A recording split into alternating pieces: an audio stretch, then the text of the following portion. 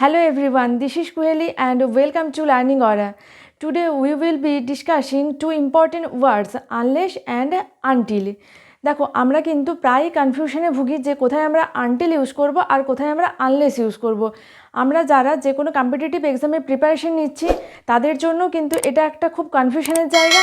আর তাছাড়াও spoken English, daily life ইংলিশের ক্ষেত্রেও কিন্তু আনটিল আর আনলেসের আমাদের একটা ভীষণ ব্যবহার আছে। তো চলো আজকে আমাদের এই সেশনে আমরা দেখব the difference between unless and until. So let's get started. দেখো আমরা প্রথমে কথা বলবো আনলেস নিয়ে অ্যান্ড দেন আমরা কথা বলবো আনটিল নিয়ে। তো দেখো আনলেস কথাটার মানে কি বলো তো? আনলেস কথাটার মানে হলো এক্সেপ্ট ইফ, দ্যাট মিন্স যদি না, বাংলায় যদি আমরা বলি তাহলে এটা আমরা কি বলবো? যদি না, তাই তো?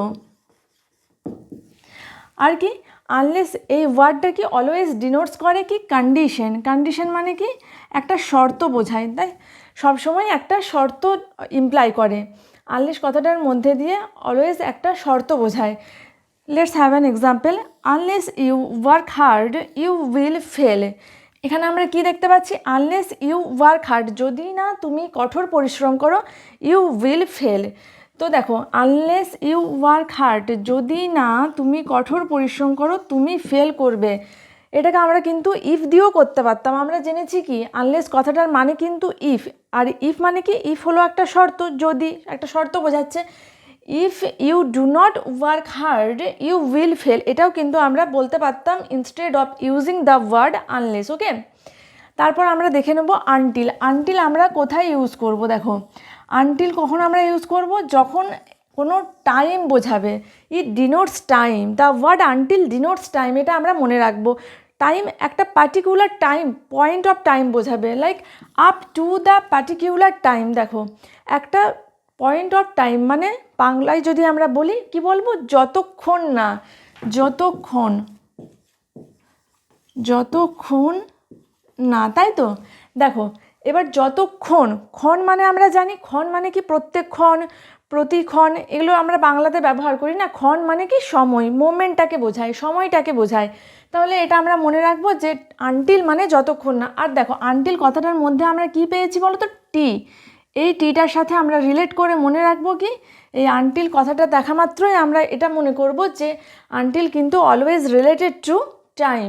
ওকে, for example, wait here until I return. Wait here until I return মানে কি আমার ফেরার সময় পর্যন্ত। একটা সময়, একটা পয়েন্ট অফ টাইম, একটা পার্টিকুলার টাইমকে বোঝাচ্ছে না। Wait here until I return, আমার ফেরার সময় পর্যন্ত, ওই নির্দিষ্ট সময়, একটা সীমা, সময় সীমাটাকে এখানে মেনশন করা হচ্ছে। Wait here until I return. আর একটা এখানে ইম্পর্টেন্ট কথা আমরা মনে রাখবো কি, both the phrases unless and until have a negative sense, so we do not use not or never with them.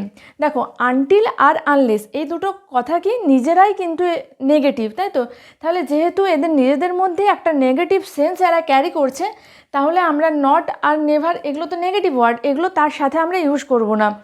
যদি আমরা নট আর নেভার, আনলেস, আনটিল এই ফ্রেজগুলোর সাথে ইউজ করি তাহলে কী হবে? ডাবল নেগেটিভ হয়ে যাবে। বাট ইংলিশ ল্যাঙ্গুয়েজে কিন্তু ডাবল নেগেটিভ আমরা ইউজ করি না, এটা আমরা মনে রাখবো। তো দেখো আমরা রুলটা জানলাম যে কোথায় আমরা আনটিল ইউজ করব, কোথায় আমরা আনলেস ইউজ করব। কিন্তু শুধু রুলটা জানলেই হবে না, যতক্ষণ না আমরা তার অ্যাপ্লিকেশন করছি ততক্ষণ না পর্যন্ত কিন্তু রুলটা আমাদের 100% ক্লিয়ার হবে না।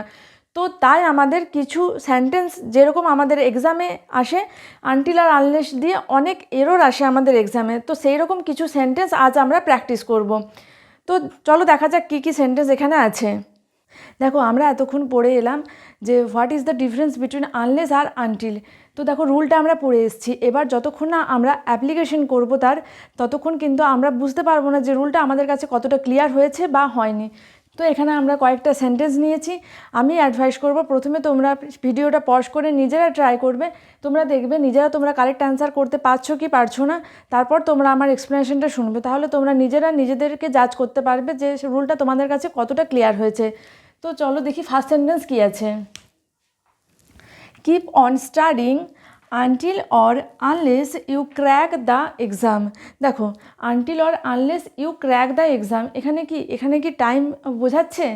হ্যাঁ, এখানে টাইম বোঝাচ্ছে, কারণ কি তোমার পরীক্ষায় কোনো একটা পরীক্ষা ক্র্যাক করার সময় পর্যন্ত তুমি কিন্তু পড়া কন্টিনিউ করো। কি পড় মানে কি কন্টিনিউ করা। তাহলে তুমি পড়াশুনো কতদিন পর্যন্ত কন্টিনিউ করবে? যতদিন না পর্যন্ত তুমি কোনো এক্সাম ক্র্যাক করছো। তাহলে কি হবে এখানে? অবভিয়াসলি এখানে হবে until you crack the exam. Next sentence কি আছে? You will be sick unless or until you stop smoking. দেখো এখানে কি বোঝাচ্ছে? এখানে টাইম বোঝাচ্ছে নাকি কোনো শর্ত বোঝাচ্ছে? অবশ্যই এখানে একটা শর্ত বোঝাচ্ছে।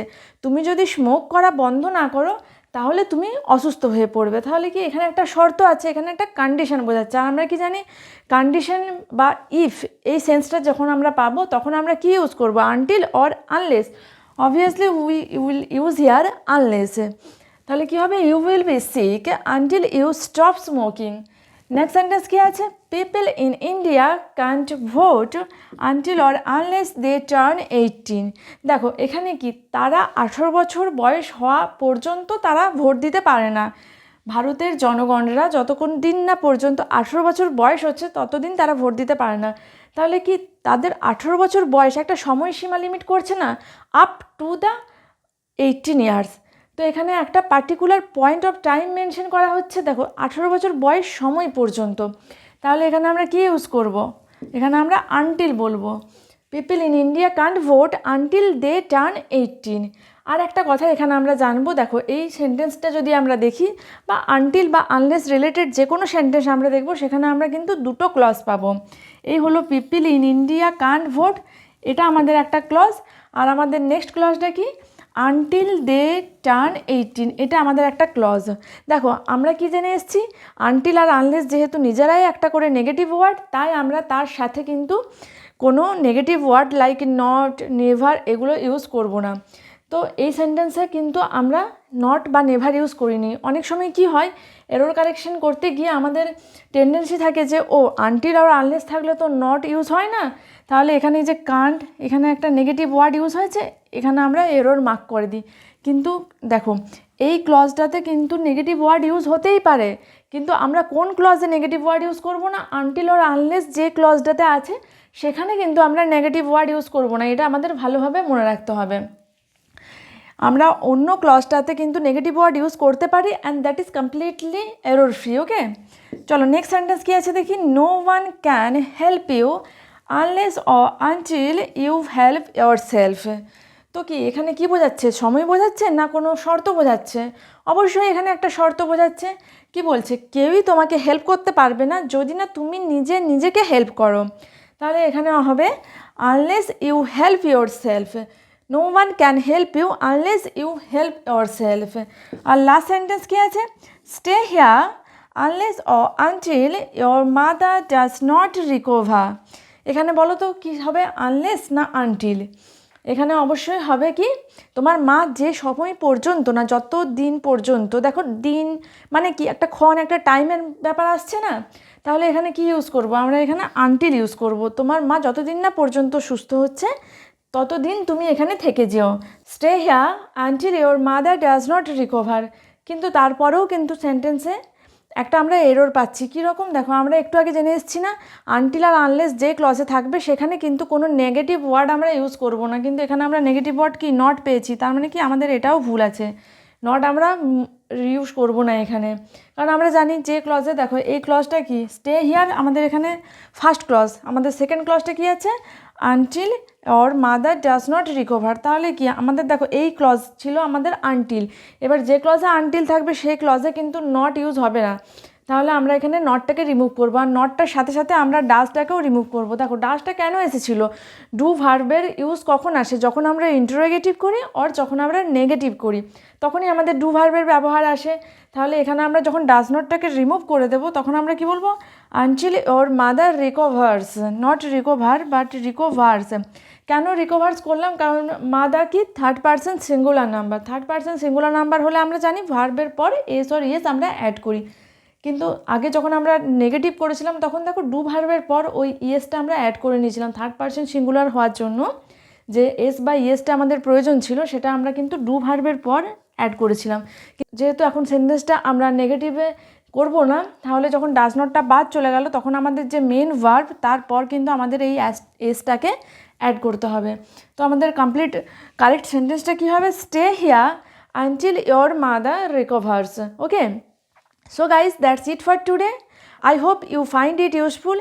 If you find it useful, please like, share and subscribe. তোমরা চ্যানেলটি সাবস্ক্রাইব করার সাথে সাথে বেল আইকনটি অবশ্যই প্রেস করে রাখো, যাতে করে চ্যানেলে যখনই নতুন কোনো ভিডিও আসবে তার আপডেট তোমাদের কাছে পৌঁছে যায়। Wait for our next video. Till then, stay connected with Learning Aura. Thank you for watching.